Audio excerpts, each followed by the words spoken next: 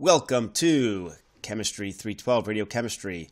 This is Lecture 17 on radiochemical separations. This is part 3 of 4 parts. The readings for part 3 are the same as the previous readings, actinide separation science and technology. In part 3, we're going to focus on electrochemical based separations, particularly those separations that occur in molten salts. And we're going to explore some novel separations using ionic liquid systems. Pyro processing is the electrochemical process used for separating uranium and actinides from spent nuclear fuel. It's also known as electro refining or electrochemistry. The solvent that's used in electro refining or pyro processing is generally a salt system. An example is a potassium chloride, sodium chloride system. One advantage of using the salt system is it avoids problems associated with aqueous chemistry. No hydrolysis and chemical instability due to radiation are eliminated through the use of these salts. Within pyro processing, separation is driven by the reduction of metal ions to the metallic state. And this is based upon the differences in free energy between the metal ions and the salt. So within a potassium chloride, sodium chloride system, the window is fairly large. So for instance, you can make uranium metal before one would make potassium metal or sodium metal. So the solvent system is useful. One would not be able to achieve this with water. The thermodynamic data is generally relatively easy to obtain or at hand. This is not completely true. There are some systems that are a little bit more complex, and research is ongoing in understanding some of the fundamental chemistry. The basic process of electro refining or the pyro process is shown here, where one has some spent fuel. It's basically dissolved in some sort of reduction unit. You get some electrochemistry occurring where the metals can be transported from their cationic state to a metallic state. This separation can occur. The metallic state can be separated, put into a further reprocessing system, a further treatment system where they're purified, and then particularly for metals, uranium and other actinides as shown here can be used for fuel fabrication. And an outcome is shown here. This is the reduction of uranium. These are uranium products that are formed from pyro process. Fundamentally, the process is driven by this sequential oxidation reduction. You can get cations transport through the salt and deposited on a cathode, so one could have an oxidation reduction process. And deposition of these ions depends upon the redox potentials, so one can use this to tune systems for selective reduction of given metal ions. As we stated on the previous slide, reduction potentials can be exploited in electrochemical separations to achieve preferential isolation of given products in the nuclear fuel cycle. An example is shown here where differences in the potentials for the formation of metal ions shows that we can have groups of metal ions separated. The key with this and other separation systems is that there's gaps, so one can use this differences in the free energies to achieve separation. So for here, for instance, these monovalents and divalents, very difficult to form into the metal compared to other parts of the system, everything all the way up from these group 1 and group 2 elements to molybdenum. By tuning the potential, one can achieve separations.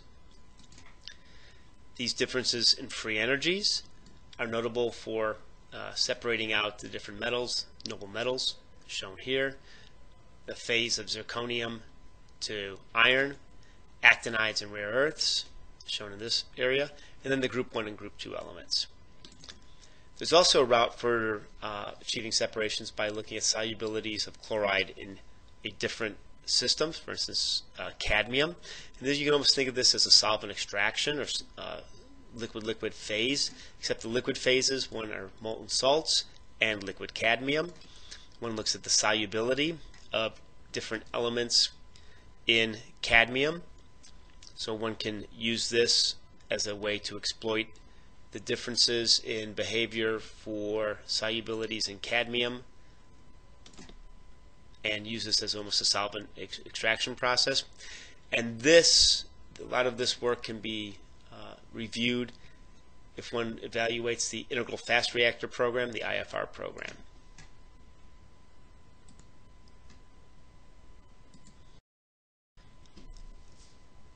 As we discussed previously, volatilities are also a route for separation, and this can be applied to the molten salt system.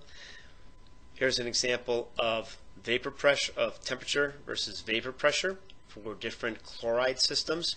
As we see that they can break into a few groups, we have shown here for tellurium, zirconium, iron, molybdenum chlorides, relatively high volatility at low temperatures. So for instance, anything above 1 atmosphere would be relatively high volatility. These temperatures, you can get 1 atmosphere for these elements at temperatures of 600 degrees, 600 K or less. So these can be relatively easily separated. And then for the actinides, you tend to get uranium and neptunium together, plutonium with some of the tetravalent, with some of the trivalents, and then some of the lanthanides separated off into a different phase. So again, higher vapor pressures can be achieved for lower temperatures with some of the chloride systems, and this can be used for exploiting separations.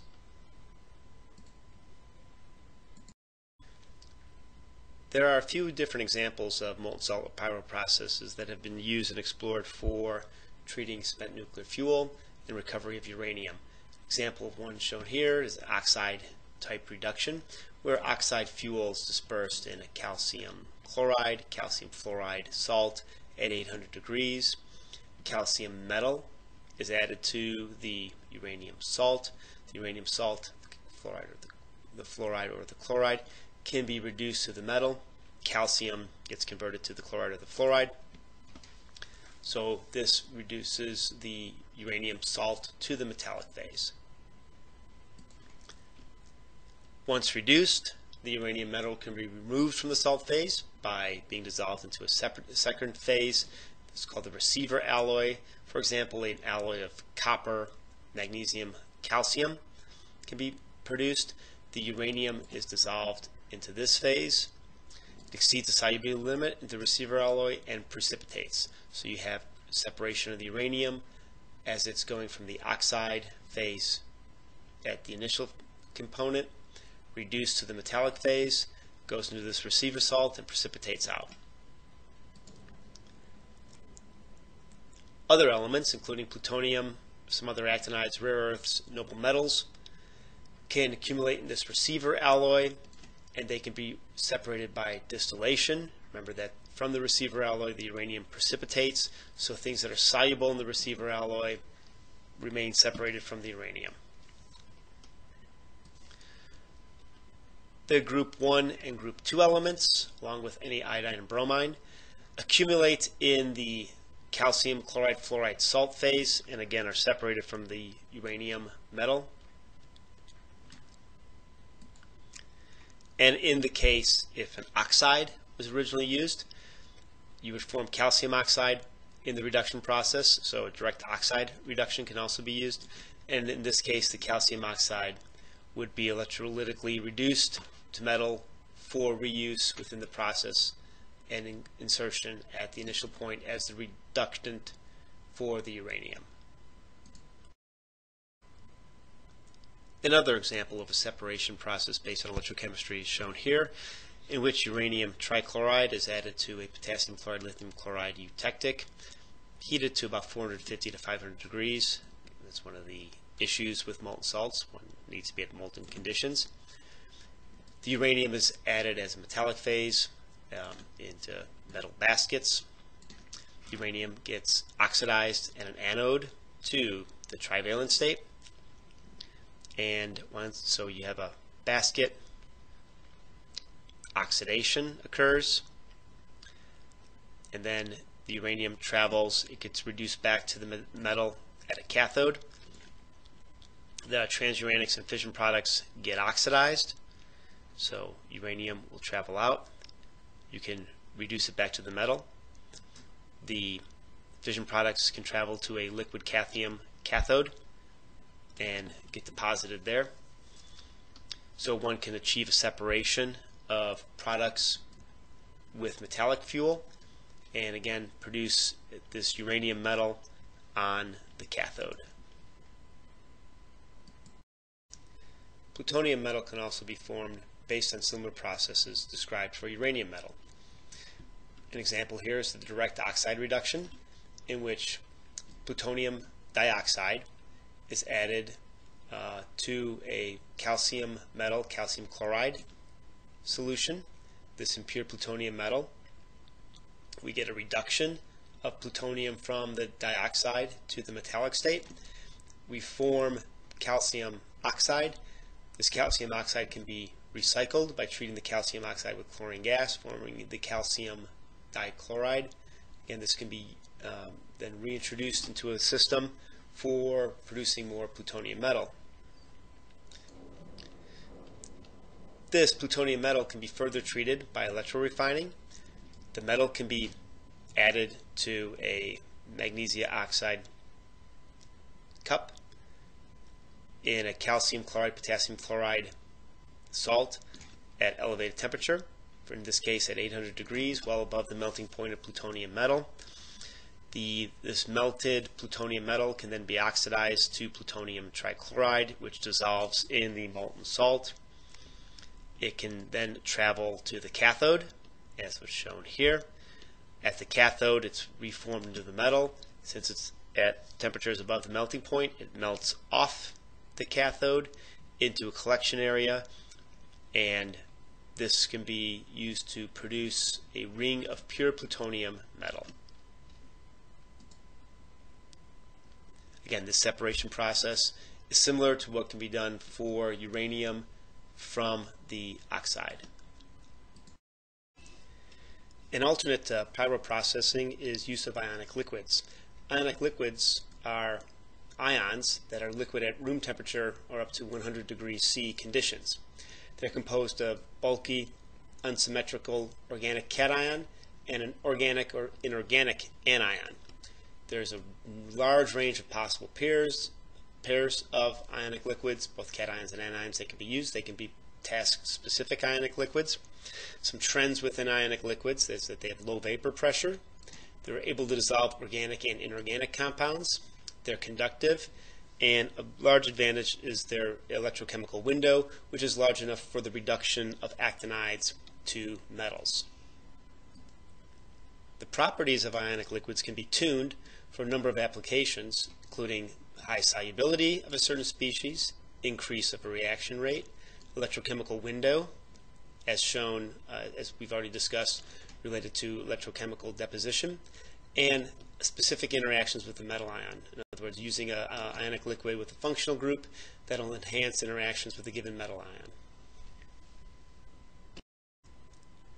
Ionic liquids have been known for about 100 years, with the first example shown here. The initial work focused on chloroaluminate anion species. This was part of electroplating aluminum, and a number of detailed studies were performed and identified limitations of chloroaluminate, particularly moisture sensitivity. Newer ionic liquids have been evolved from these, and they have non-hydrolyzing or stable anions. Then these also include moisture-sensitive ionic liquids, and references are shown in this slide. An overview of potential ionic liquid anions and cations are shown here. As you can see, for the cations, they're bulky, organic-based compounds with the amine charge species. The anions can be relatively simple, straightforward inorganic compounds, or a little bit more elaborate anionic species. One can functionalize ionic liquids as shown here, taking a positively charged organic species, functionalizing it so that you have a area where metal ion complexation can occur. From the literature, one can see that there's 10 to the 18th possible ionic liquid combinations. It's an extremely large number and opens up the possibilities of task-specific ionic liquids, including group actinide separations. Ionic liquids have been proposed as part of the nuclear fuel cycle. Shown here, ionic liquids can replace traditional solvents in the PUREX process. As we mentioned earlier, ionic liquids have low vapor pressure. One can throw the ligands, such as tributyl phosphate, into the ionic liquid, then use this as a means of achieving a separation where the solvent phase, the organic solvent phase, is the ionic liquid. And one can also extend this is that you can possibly recover metal ions from a separation that have ionic liquids through electrodeposition.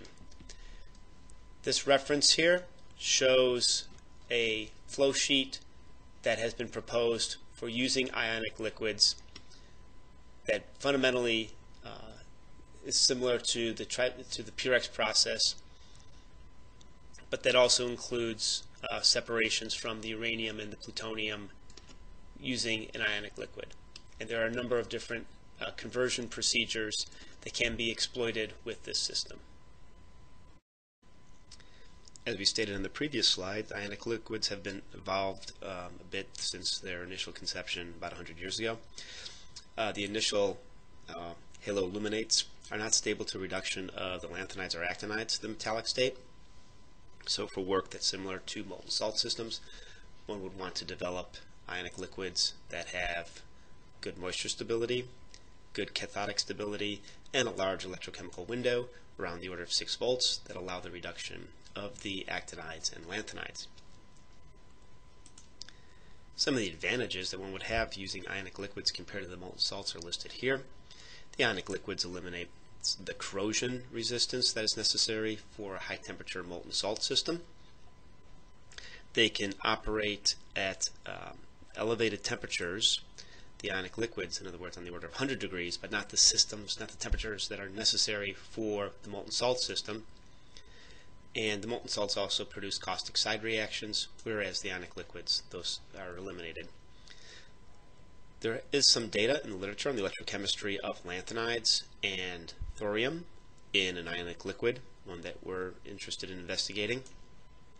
In this system, the lanthanides have been reported to be reduced to the metallic state, and thorium was surmised to be reduced to the metallic state, but was oxidized by moisture in the liquid, and the journal is shown here. And this work does point out an important consideration, that the role of water is a central component in the chemistry of ionic liquids. Ionic liquids themselves are poor complexing ligands for the cation species, so if water is present, you wind up coordinating the water around the metal ion, therefore that the chemistry winds up really being dictated then by water. As we discussed earlier, there's a large multitude of ionic liquids that are available for study. At UNLV, we've selected the TFSI, the bis trifluoral methyl methane sulfamide, as the anion for ionic liquid, which is shown here. This compound has been functionalized.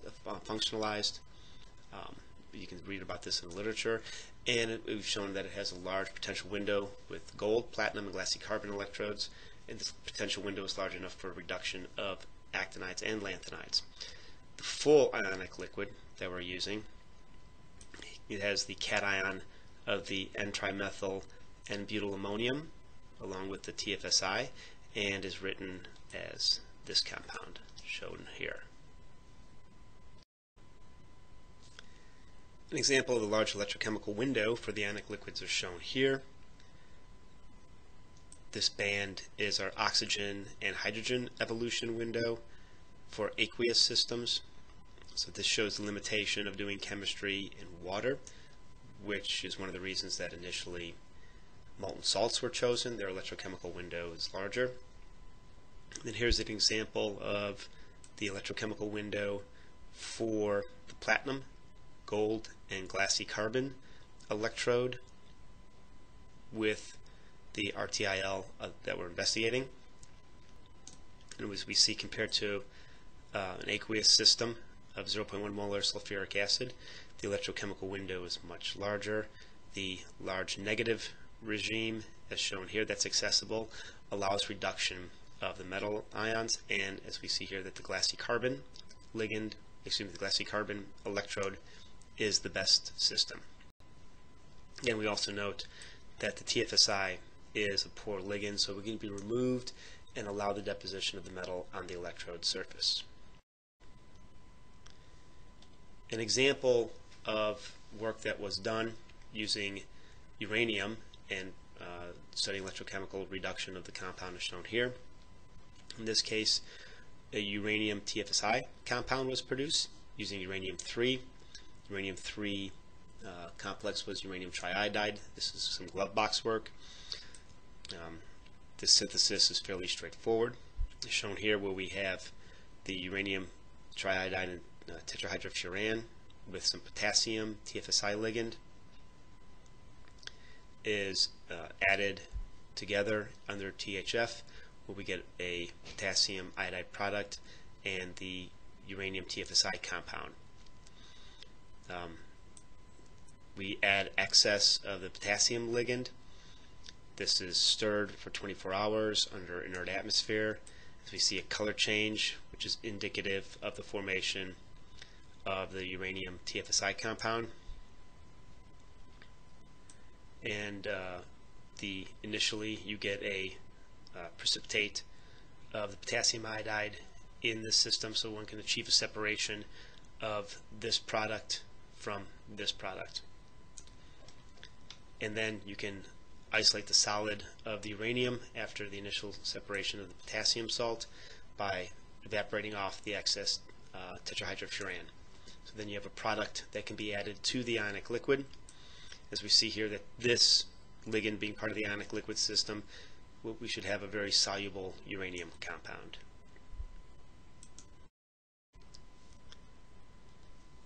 This uranium TFSI, uranium-3 TFSI, was added to the ionic liquid. Negative potential was applied.